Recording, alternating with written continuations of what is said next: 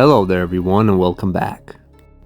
So today guys, I'm gonna do a really quick wash, decontamination and waxing on this car using really easy steps and quick steps, I should say, killing two birds with one stone basically.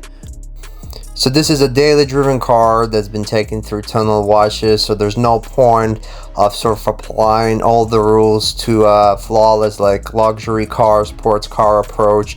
So we're simply going to go straight into washing the car with a sponge. Yes, I'm using a sponge, not a wash mitt. And I just collect the dirt with a sponge, and then I add a little bit more lubrication with my rinseless solution without drying the car straight away, and then clay barring the car, clay mitting the car, and then normally I dry the car.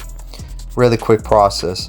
Now I'm going to go straight to the wheels, apply some APC on the face of the wheel and the tires, and clean them with my rinseless solution, and using brush as well to agitate the wheels, and then just dry them out. Pretty simple, pretty quick. So I find that the clay bar does not always remove the tar, or it won't remove all of the tar, so we're just going to use the tar and glue remover from G Technique. Just spray it over the panel and give it a gentle wipe down. This stuff will remove tar. If not for the first time, from the first time, it will remove it repeatedly eventually, and it's mostly going to be in the lower half of the surface.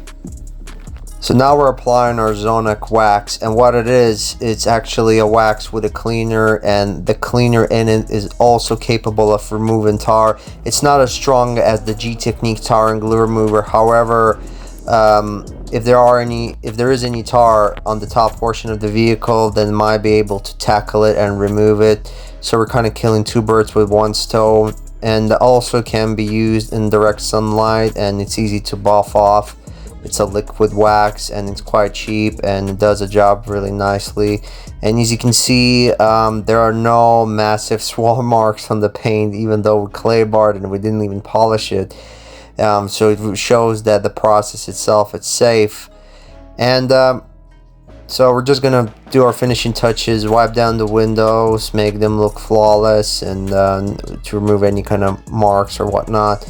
And final touch is the tire dressing, of course, to complete the look of the car.